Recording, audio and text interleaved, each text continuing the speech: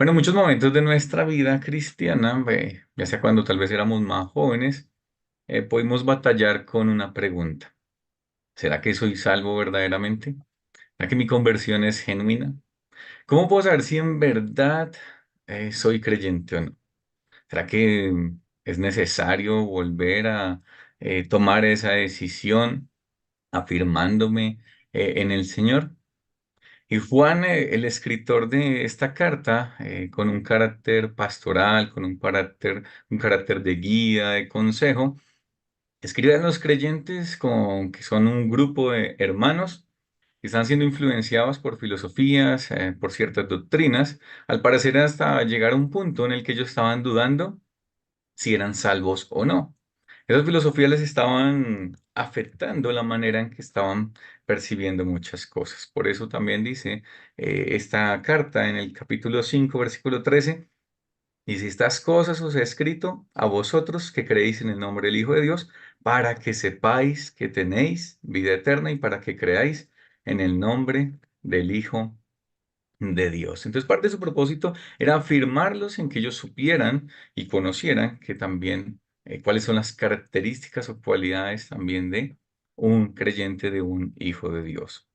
Estas influencias de estas doctrinas hicieron muy seguramente que muchos salieran de ahí, como también lo expresa el capítulo 2, el versículo 19, salieron de nosotros porque no eran de nosotros. Entonces, Juan ha venido hablando en esta carta acerca de Dios el Padre y Dios Hijo, que son luz, que no hay ninguna tinieblas en él, que no hay ninguna mancha ni contaminación de pecado en él. ¿M?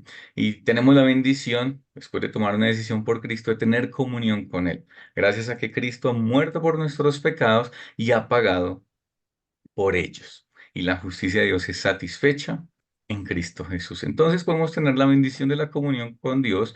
Y asimismo en el capítulo 2 nos introduce también a que gracias a esa comunión, gracias a Cristo Jesús, podemos también guardar sus mandamientos. Y dice en el capítulo 2 en el versículo 5 que el amor de Dios se ha perfeccionado en nosotros y mostramos ese amor de Dios en obediencia. Entonces, en comunión con el Señor, podemos permanecer en una estrechez, en una comunión, plantados firmemente ahí y tener esa obediencia, imitando el ejemplo de Cristo. Y vamos a ver tres cosas en nuestro pasaje. Vamos a ver el mandamiento del amor, vamos a ver como segunda medida el que ama a su hermano está en luz y como tercero el que aborrece a su hermano está en tinieblas. Vamos a leer Primera de Juan, capítulo 2, inicialmente versículos 7 y 8.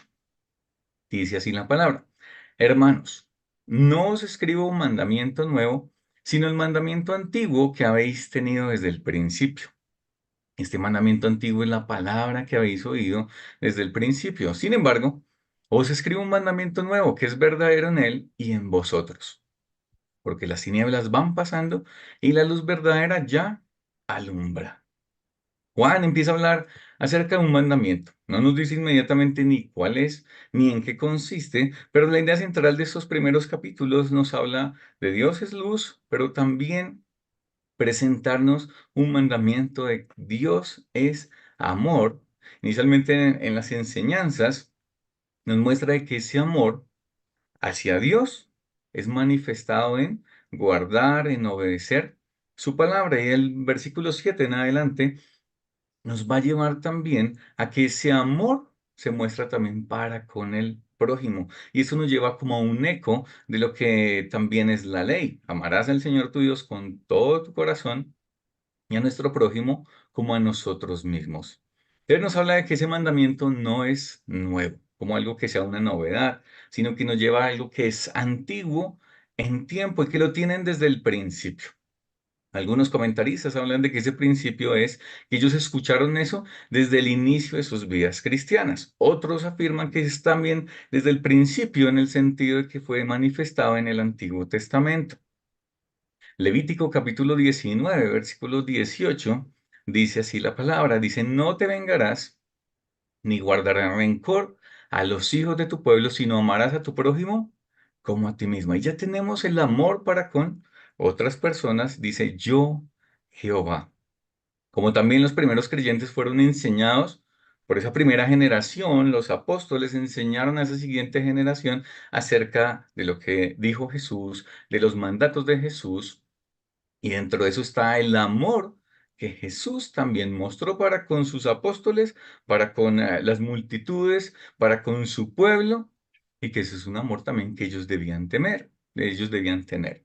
En el versículo 8 Juan menciona de la siguiente manera: sin embargo, os escribo un mandamiento nuevo que es verdadero en él, hablando de que es verdadero en Cristo, pero también en vosotros. Es un mandamiento que Cristo cumplió, pero es un mandamiento que también los creyentes, todos aquellos que hemos tomado una decisión por Cristo y depositado nuestra confianza en Él, podemos mostrar.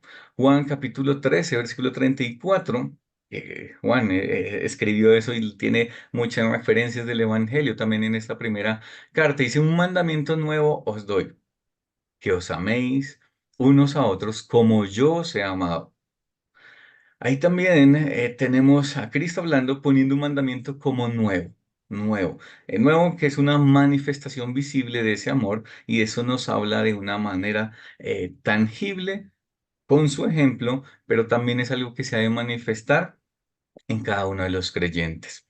MacArthur, hablando acerca de esta novedad del mandamiento, dice de la siguiente manera, abro comillas, dice: por tanto, lo novedoso no está en el mandamiento de amar, sino en la manifestación perfecta del amor en la persona de Cristo.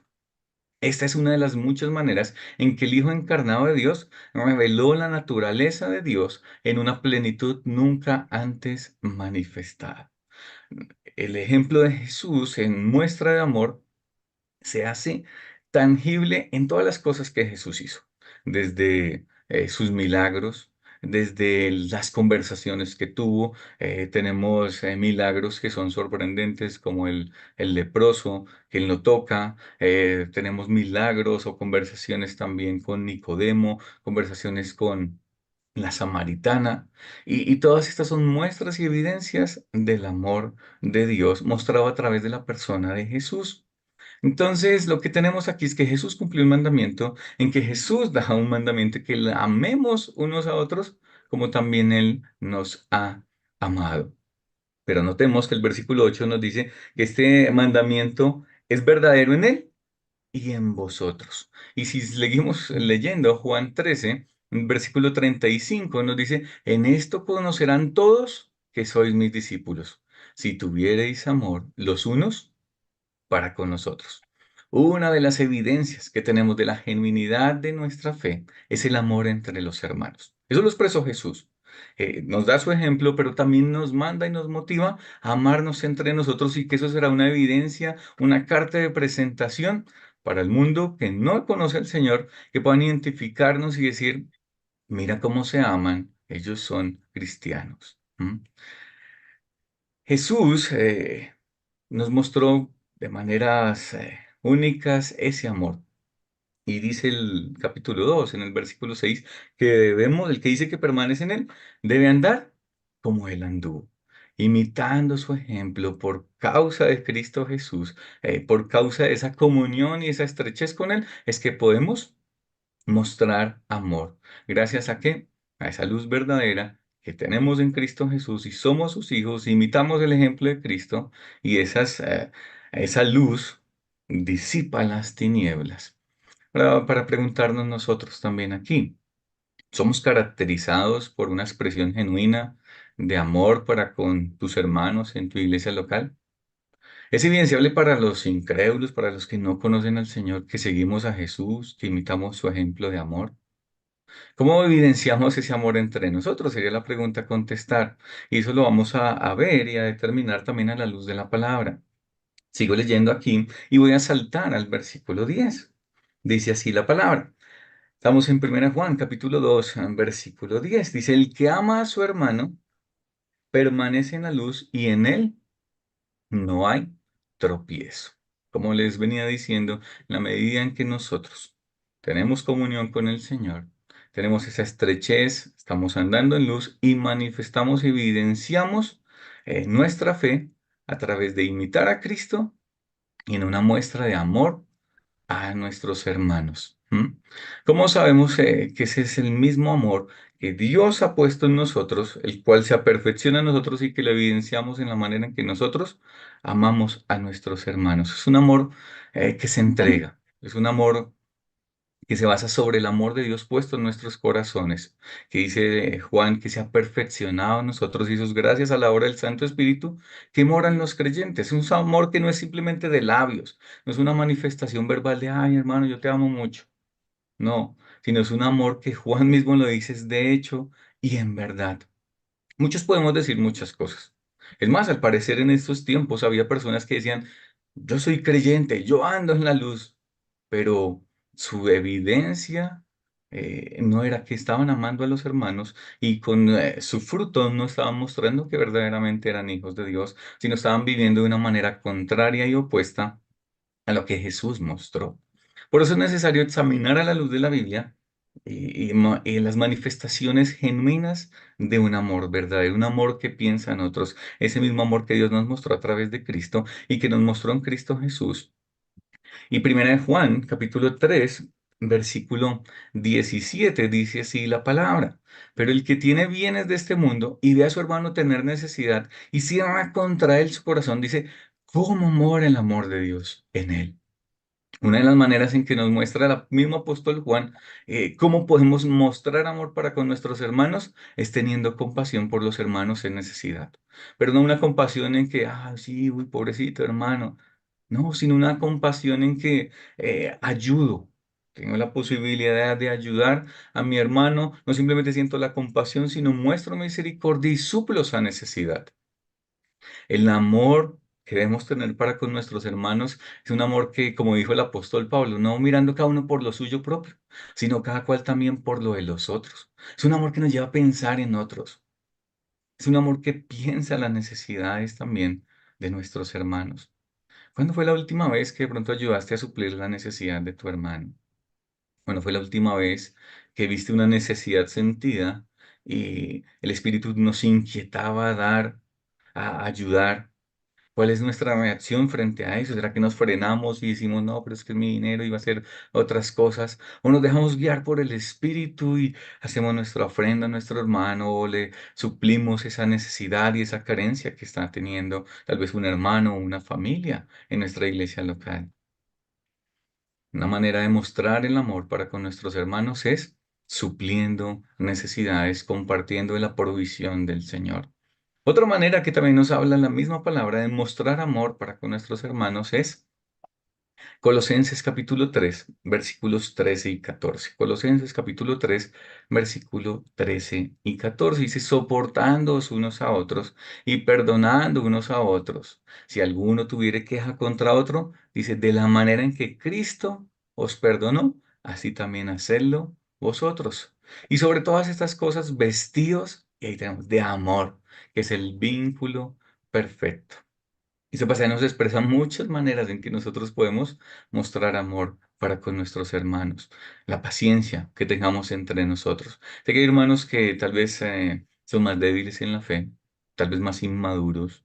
Hay otros hermanos que tal vez nos ofenden a nosotros y somos llamados a tener paciencia, a soportar, a amonestarlos, a llamar la atención de ellos, pero también a hablarles en verdad entre nosotros.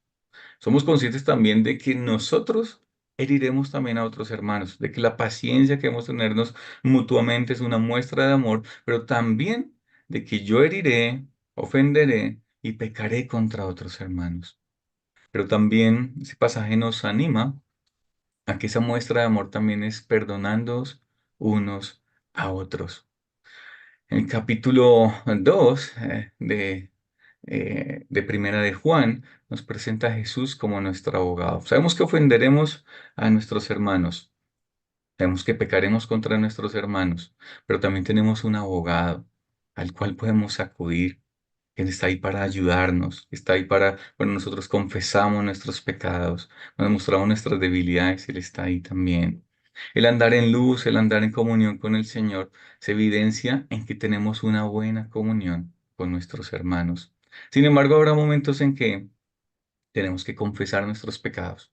en que pedir perdón, en que también tendremos que otorgar perdón a otro hermano que me ha ofendido. Y eso es una muestra tangible de que estamos amando a nuestros hermanos. Tristemente en la congregación pasa que a veces los hermanos no se perdonan, no se hablan, no se tratan, se esquivan y se sientan en lugares opuestos. Ni siquiera se saludan. Ahí no estamos mostrando el amor. La Biblia dice también que el amor cubrirá multitud de pecados. ¿Cómo está nuestro corazón en relación a los hermanos que nos ofenden? ¿Será que somos rencorosos? ¿O nos cuesta pedir perdón?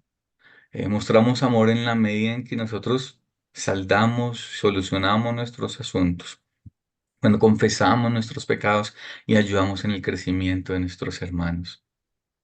Otra manera de mostrar amor, Proverbios capítulo 27, versículo 6 dice, fieles son las heridas del que ama, pero importunos los besos del que aborrece. En ocasiones pasa que algún hermano me ofendió y no nos buscamos, no somos fieles en acudir a la otra persona y hacerle ver a la luz de la palabra cuál es su pecado. Sino en ocasiones pasa que hablamos con otro hermano y entramos en murmurar y no vamos a la fuente de ese hermano que nos ha ofendido. Y entramos en otro pecado. ¿Y por qué? Porque no tenemos esa motivación y ese amor de Cristo que nos impulse a decir, voy a ayudar a mi hermano y voy a mostrarle amor al hacerle ver también que ha pecado contra mí. ¿Mm? Tenemos dos caras de la moneda en ese sentido, ¿no? Cuando vienen a nosotros porque pronto nosotros hemos ofendido o cuando nosotros debemos ir también a pedir perdón a otra persona. ¿Cuál es nuestra actitud? ¿Qué actitud tenemos cuando de pronto es necesario confrontar, animar, amonestar a otra persona que peca contra nosotros? Nos cuesta, ¿no? Y creo que es una de las cosas que a veces es más difícil, pero también entendemos que es una muestra de amor cuando nosotros vamos a la otra persona con el propósito de perdonar, con el propósito de animar también y el crecimiento también de mi hermano. Eso también es amor para con nuestro hermano. Y cuando de pronto yo entiendo, ah, mira, un hermano me está mostrando amor cuando viene a mí, cuando le habla y me confronta a mí con mi pecado, cuando me confronta con una ofensa que yo tuve. Yo entender que también ese hermano me está mostrando amor y lo recibo de la mejor manera. ¿M? Santiago también nos presenta otra manera en que nosotros podemos amar a nuestros hermanos. Santiago capítulo 2 versículos 8 y 9. Santiago capítulo 2 versículos 8 y 9 dice, si en verdad cumplís la ley real, conforme a la escritura, dice, amarás a tu prójimo como a ti mismo bien hacéis. Versículo 9. Pero si hacéis acepción de personas, cometéis pecado y quedáis convictos por la ley como transgresores.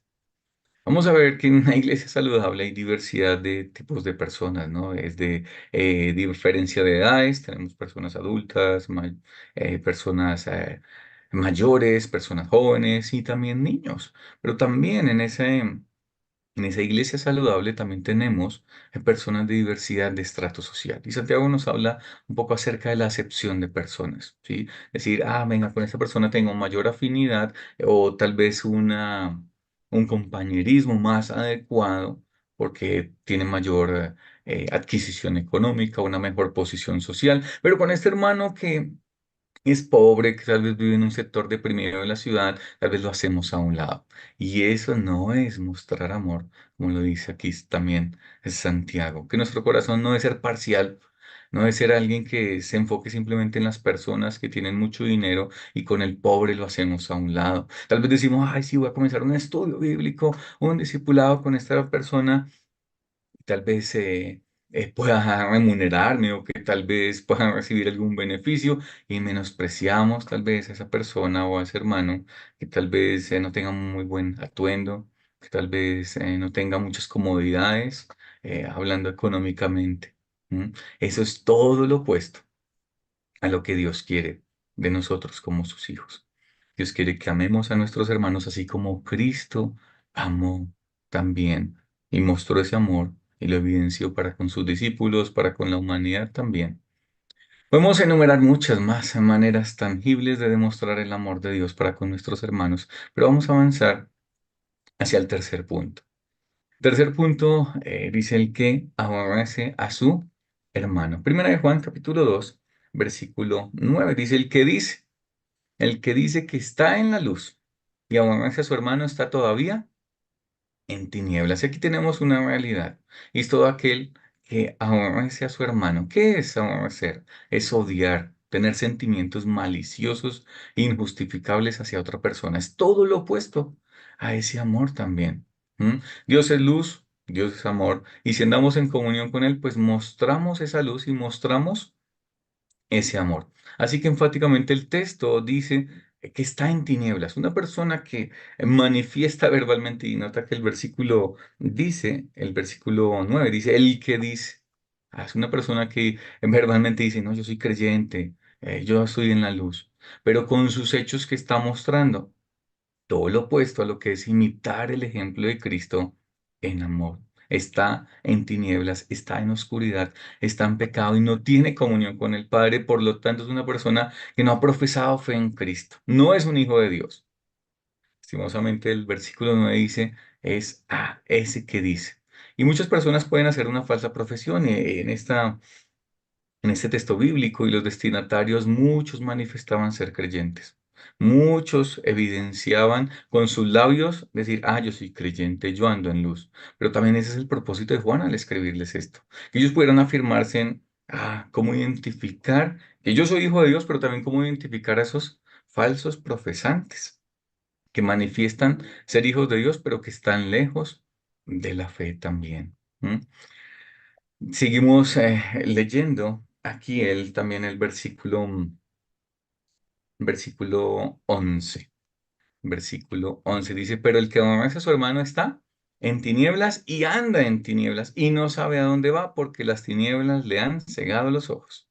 Bueno, nosotros tomamos una decisión por Cristo, pasamos de las tinieblas a la luz admirable. Juan nos va a dar claridad para identificar un falso profesante. Esa persona que manifiesta diciendo, ay, sí, yo soy creyente, soy un hijo de Dios, pero eso va a ser confirmado en cómo él se relaciona para con sus hermanos. Aquí tenemos a alguien que odia a otras personas, que odia a sus hermanos, que no les muestra amor. Y todas esas personas que estaban siendo influenciadas por estas filosofías, muy seguramente estaban era bombardeando con cosas y de su manera de comportar no estaban mostrando ese amor genuino que Dios ha puesto en nuestros corazones. Todo lo opuesto a ese amor es que veíamos cómo se muestra el amor perdonando, pero aquí estaban tal vez guardando rencor. eh, no estaban ayudando a esos hermanos también en necesidad, acallaban su conciencia cuando veían tal vez hermanos en necesidad y no suplían para ello. Eso es todo lo opuesto al amor. Un amor una forma de ser que no perdona, que no suple necesidades, que hace acepción de personas. Muy seguramente muchas muestras tangibles de ese odio, todo lo opuesto a lo que era el amor. Y que lo que evidenciaban su andar, su posición, estar en tinieblas. Su andar era de la misma manera, estar en tinieblas, en oscuridad, bajo pecado. ¿Y qué pasa con una persona así? Dice Juan, en el versículo 11 dice, anda en tinieblas y no sabe a dónde va porque las tinieblas le han cegado los ojos, no le ha alumbrado la luz del Evangelio y su andar es totalmente de una persona que no profesa a Cristo. Como hijos de Dios, en nuestro andar debería ser un andar en amor, pero tal vez nos encontramos frente a una persona que sea de un trato difícil, un hermano que tal vez sea desgastante en esa relación contigo, que ha pecado muchas veces contra ti, contra nosotros. Y humanamente es difícil hasta hablarle y mucho más perdonarle. Pero en dependencia del Espíritu y por causa del Señor, debo ser ese agente de amor, ese agente de luz. Si no actúo de esta manera, puedo ser un tropiezo, como lo dice también el versículo, el versículo 10. Dice, el que ama a su hermano permanece en la luz y en él no hay tropiezo. Cuando nosotros estamos amando unos a otros, no generamos un tropiezo ni para nosotros mismos, pero también para aquellos que están viendo cómo nosotros nos tratamos. En la medida en que nosotros mostramos amor, evidenciamos que imitamos y seguimos a Cristo. Pero en la medida en que tal vez nosotros se nos dificulte o estemos luchando con nuestra carne y no estemos mostrando amor, podemos ser un tropiezo, que hayan señalamientos de personas que no temen al Señor, que digan, uy, mira esos cristianos y cómo andan de peleas. Mira esos cristianos y no hablan del amor y del perdón y mire cómo andan en conflictos. Están hasta en litigios legales, ¿sí? Y podemos ser un tropiezo para que muchos crean en Cristo. Pero todo lo contrario es cuando nosotros mostramos amor. Tengo una mayor comunión con el Señor. Mostramos ese amor porque estamos en esa estrechez y en esa comunión con el Señor. Y eso será una evidencia de que digan los demás que no conocen al Señor, "Ay, quiero tener lo que ellos tienen". Si nuestras relaciones con nuestros hermanos están decaídas por falta de amor, podemos confesar nuestro pecado, porque ahí tenemos a Cristo, nuestro abogado, para con el Padre y pedir perdón, porque es el amor el que caracteriza a un hijo de Dios. No es un odio, no es un aborrecer para con su hermano. Y una pregunta para finalizar, ¿es mi conducta de amor o de odio para con nuestros hermanos?